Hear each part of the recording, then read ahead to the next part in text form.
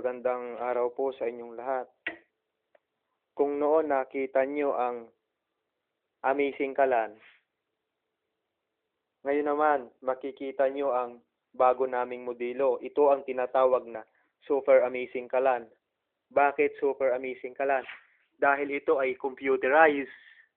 Ang Super Amazing Kalan na ito ay gawa ng RFE Kalan Factory. Meron siyang control. Clockwise yung pampahina niya. Yung counterclockwise, pampalakas naman ng apoy. Ginagatungan ito ng uling. Kukunin natin yung uling.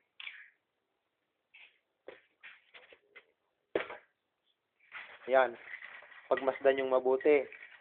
Hindi na natin kailangang sindihan yan. Dahil kusa na yang lilingas. Lalagyan natin ng uling. Kahit basa yung uling na inyong ilalagay dito, kusa pa rin lilingas yan. Ayan, may uling na.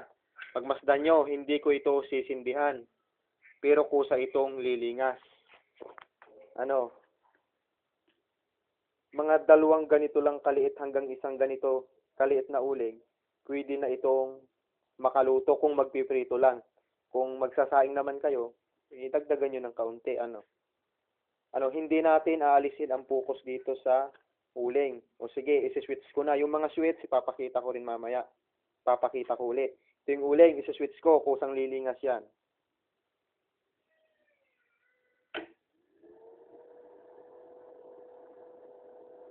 O, ayan.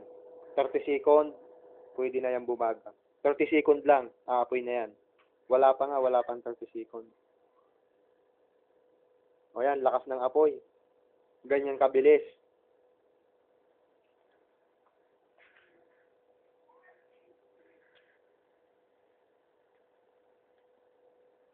Ang Super Amazing Kalan na ito ay mabibili nyo dito sa Hagan, Bungabong, Oriental, Mindoro.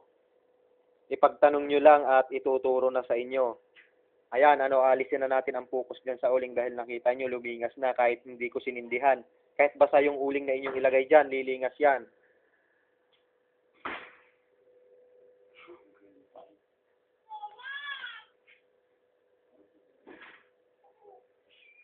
Ayan, ito yung Super Amazing Kalan. Meron siyang rubber. Mayroong rubberize para kung sa tiles nyo ipapatong, hindi magasgas. Yan, meron siyang rubberize. Ito yung control na pinakita ko kanina. Ito yung switch, on, off, on, off. Ito naman yung control niya. Kung hihinaan at lalaksan. Meron naman siyang arrow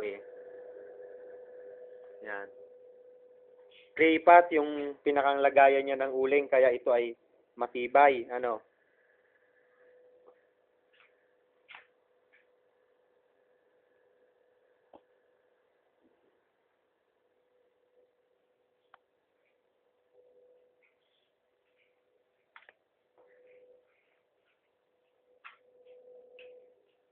Ito yung mga aparato niya.